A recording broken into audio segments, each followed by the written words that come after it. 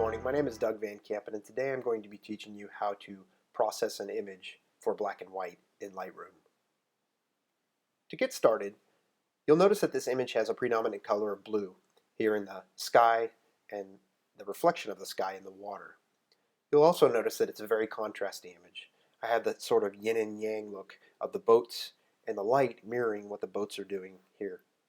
That's what drew me to this scene. I was standing on a pier with my friend Ben Williamson, and I looked down and I'm currently in a boot for some surgery I had on my foot, so I'm not very mobile.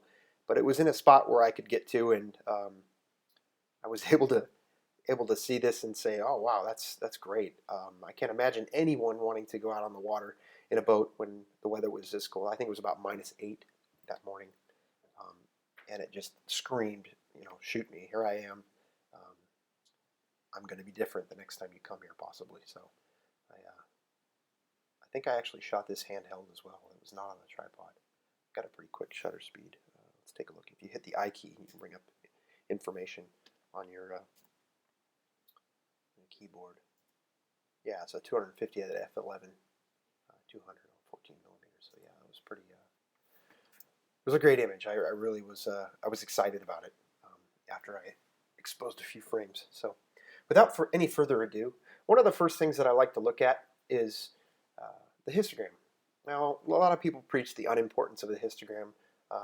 It's something that I've learned to look at and evaluate, and I feel that it just makes for a good starting point for me in my workflow. If it's not for you, then fine, but hopefully you'll be able to get something out of this video. All right, so to begin, I'm going to go up here and I'm looking at these outer gamut areas. You'll notice that when I hover over this tool here, you get that red area that shows up. Basically what that's telling me is that it's going to be clipping the highlights. So I can click on those and it'll show me in the image without having to actually hover over it where that is. So when I use these tools and I click in this area and I drag, you'll start to see it disappear. So what I'm looking for is that area to disappear entirely. Just disappear entirely and give me back that information. Now if I unclick both of these, you'll notice that this is still white, which is telling me that there's still a little bit of information there that's being lost. So what I'm going to continue to do is work on this until it goes away. So you notice that's gone away, and now I'm at a good starting point to do some other adjustments on this image.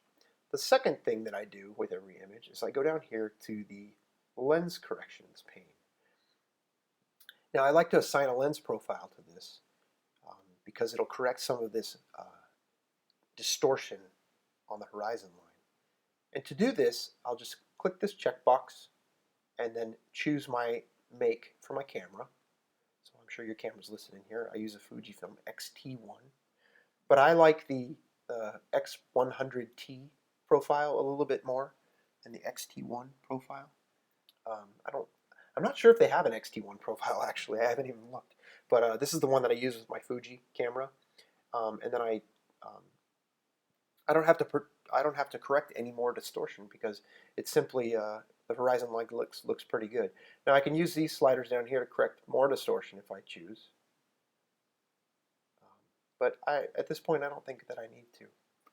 If you use one of these tools and you notice that you move it over here and you want to easily zero it out, just double click the word and it will zero it out. And that goes for any of the tools.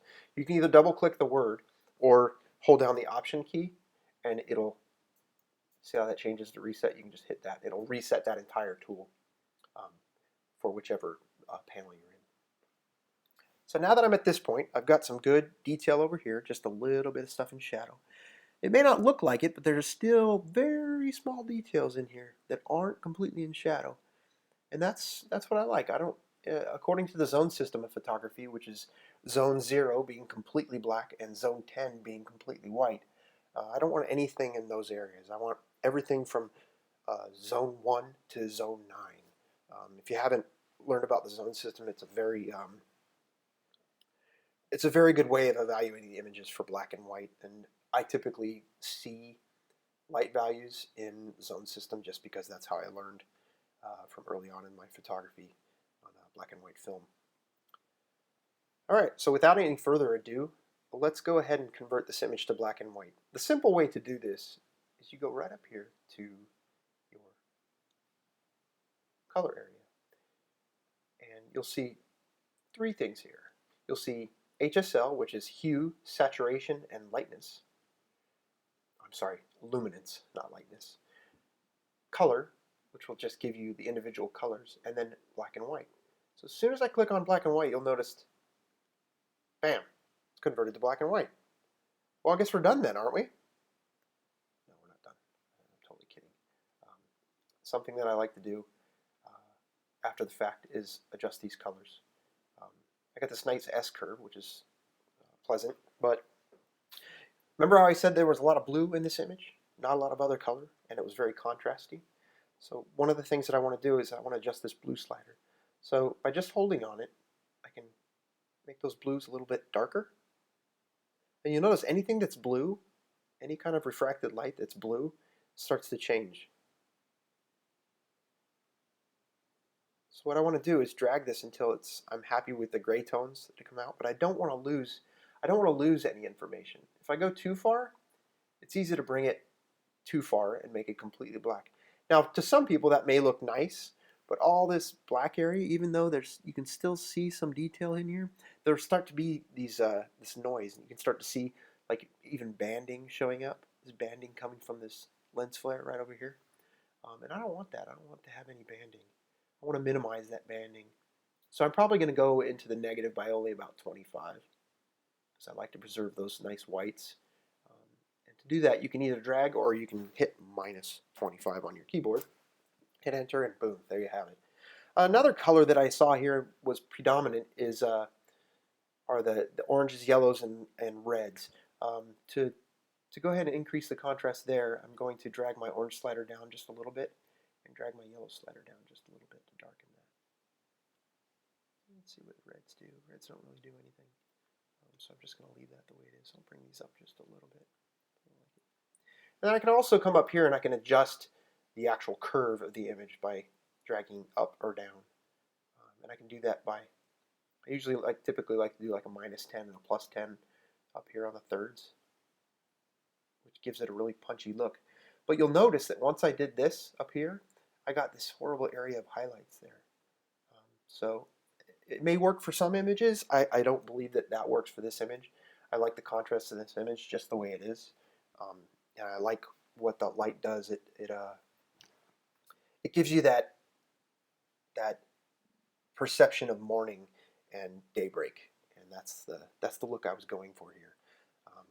Possibilities is the look I was going for here, and optimism. So I'm pretty happy with the sharpness of the image. I wouldn't choose to do any sharpening on it right now. I'd like to cover that in a different episode, because sharpening is whether you're doing it for screen or for print, there are two different animals, and I'd like to cover that subject thoroughly. So for now, I bid you adieu, and I would like to thank you for watching.